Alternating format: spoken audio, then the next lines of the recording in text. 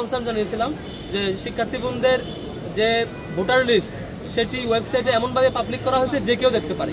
আমাদের কনসার্ন ছিল যারা ছবি প্রকাশে অনিচ্ছুক তাদের জন্য যাতে ভোটার লিস্টে ছবিটা না থাকে এবং বিশ্ববিদ্যালয়ের শিক্ষার্থীদের বাইরে যাতে কেউ এই ওয়েবসাইট ভিজিট করতে না পারে, এ ধরনের একটা ছিল। এখনও বিশ্ববিদ্যালয় সেটি ব্যবস্থা নেয় নাই।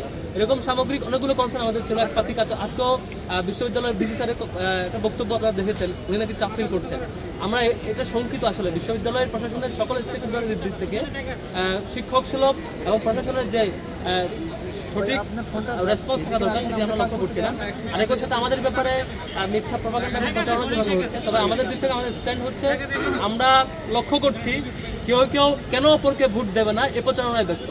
কেন তাকে আপনি ভোট দেবেন এই প্রচারণা তিনি বলতে পারছেন না। তিনি এই ধরনের মানে ইশতেহারবিহীন অবস্থায় এবং তাকে কেন লোকজন ভোট দেবে সেই তথ্য তার কাছে নাই, তার ক্যাপাসিটি কি আছে।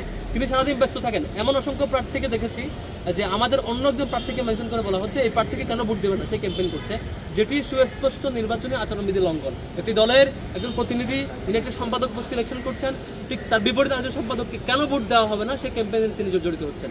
আমরা এটি খুব সিরিয়াসলি এটার প্রতিবাদ জানাচ্ছি এবং আমাদের ব্যাপারে অনেকগুলো ফ্রেমিংও করা হচ্ছিল।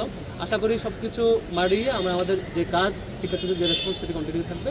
আমি সংক্ষেপে কথা নিয়ে অনুরোধ করছি আমাদের অন্যতম সম্পাদক পোস্টে প্রতিদ্বন্দ্বিতাকারী আমাদের প্যানেলের অন্যতম শিক্ষার্থী জুমাকে অনুরোধ করছি আমাদের রেসপন্স নিয়ে সংক্ষেপে ব্রিফ করার জন্য।